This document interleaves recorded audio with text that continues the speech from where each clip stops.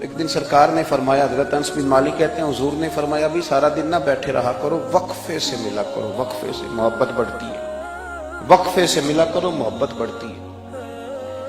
کہتے ہیں حضرت ابو بکر صدیق بھی قریب بیٹھے تھے، وہ بھی سن رہے تھے۔ ظہر سے پہلے بات ہوئی تو حضرت صدیق اکبر ظہر میں آئے، نماز پڑھی اور چلے گئے، عصر میں آئے، نماز پڑھی اور چلے گئے، مغرب میں آئے، نماز پڑھی اور حضرت انس بن مالک کہتے ہیں ظہر کے بعد بھی حضور نے پوچھا ابو بکر نہیں آئے؟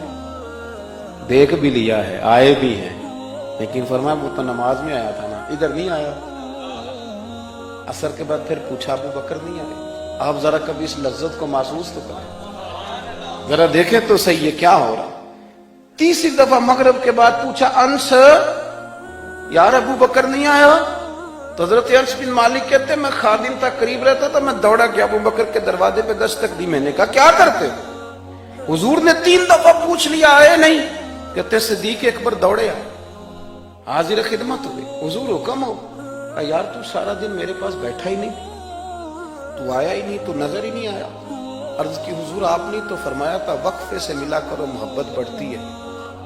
تو سنو یار میں کیا اس کا ترجمہ کروں اس بات کا، میں کن لفظوں میں ان جملوں کو بیان کروں، کہاں سے لاؤں وہ کیفیات جو یہاں پوری اتریں۔ حضور آپ نے تو فرمایا تھا وقفے سے ملا کرو محبت بڑھتی ہے۔ تو محبوب کی آنکھوں میں آنسو چمک آئے، فرمایا ابو بکر کہا تھا پر تجھے تو نہیں نہ کہا۔ اور یار کہا تھا کچھ لوگوں سے، تجھے تھوڑی کہا تھا تو نہ جایا کر، تو یہیں رہا کر، تو رہا کر یار، تو رہتا ہے تو میرا دل لگا رہتا ہے۔ اور یار آپ سمجھے تو صحیح، آپ ذرا محسوس تو کریں، ایک باری میری آنکھیاں چوں اونا نے اتھرو پونجے سن، ہن مینوں چسکا پی گیا رونے دا، ہن مینوں چسکا پی گیا رونے دا، تے ہر ویلے آہو زاری دا۔ آپ ذرا اس لذت کو تو لیں۔ حضور نے فرمایا تو نہ جایا کر۔ آپ دیکھیں نا،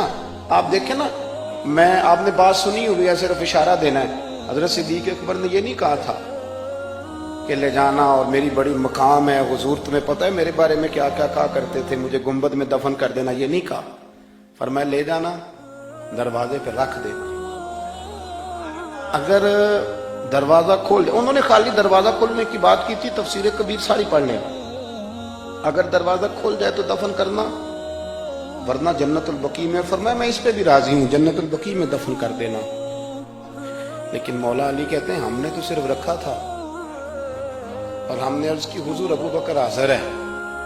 انہوں نے کہا تھا اگر دروازہ خود بخود کھل جائے تو رکھ دینا۔ کہتے ہیں انہوں نے تو صرف دروازے کی بات کی تھی، لیکن گنبد کا صرف دروازہ نہیں کھلا، اندر سے آواز بھی آئی، اندر سے آواز بھی آئی، لے او سجنا اساں توڑ نہیں پائی، لے سجنا اساں توڑ نہیں بھائی۔ اور درویش کہنے لگے پانی پرن سہیلیاں رنگا رنگ کڑے، اسی تے پریا اس دا جانیے جس دا توڑ چڑھے۔ آواز آئی دیر نہ کرو، حبیب کو حبیب کے ساتھ ملا دو، لاؤ قریب کرو۔ جتنا قریب رہے قربت بڑی، پیار بڑا، بات سمیٹنے لگاؤں، ادب بھی بڑا۔ اور پتہ کس طرح ادب کرتے تھے؟ حضور صلی اللہ علیہ وسلم تشریف لے گئے ایک کافر قبیلے کی صلح کرانے، فرمایا دیر سے آیا تو اثر پڑھا لینا۔ صحابہ کو پتہ تھا کہ جب حضور نہیں ہوں گے تو جماعت کون کرائے گا۔ حضرت بلال نے اقامت پڑھی، صدیق اکبر نماز پڑھانے لگے، حضور تشریف لے آئے، لوگوں نے ہاتھ پہ ہاتھ مار کے حضرت صدیق کو بتایا کہ آ گئے حضور۔ اللہ کے محبوب کے لیے رستہ بن گیا، نماز کے بیچ میں رستہ بن گیا۔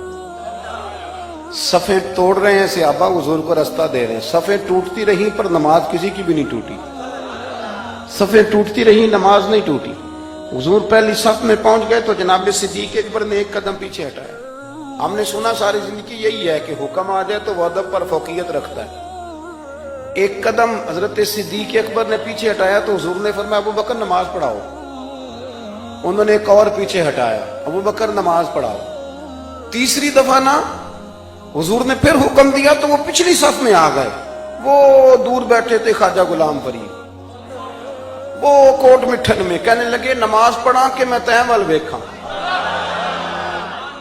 نماز پڑھا کہ میں تیں ول ویکھاں، مینوں کعبہ بھول گیا آئی، بھول گئیاں نی سب سوم صلاتاں اکو یار دا فکر پہ آئی نماز پڑھا کہ میں تیں ول ویکھاں اور اقبال کہنے لگے اذان تو ازل سے تیرے عشق کا ترانہ بنی اور یہ نماز تو اس کے نظارے کا ایک بہانہ بنی نماز پڑھا کہ میں تیں ول ویکھاں انتقابہ بھول گیا نبی پاک صلی اللہ علیہ وسلم اگلی صف میں کھڑے ہوئے مصلی پہ جماعت کرائی نماز کے بعد حضور نے نا مسکرا کے پوچھا ابو بکر میں نے 3 دفعہ کہا تھا کیوں نہیں نماز پڑھائی پھر بھی لفظ کوئی نہیں جملہ کوئی نہیں اتحیات کی حالت میں بیٹھے تھے تو ہاتھ باندھ دیا کیا جملے کہے کیا شان ہے کہنے لگے حضور اب ابو قحافہ کے بیٹے کی اتنی جرت بھی نہیں کہ مدینے والے رسول کو جماعت کرائے اتنا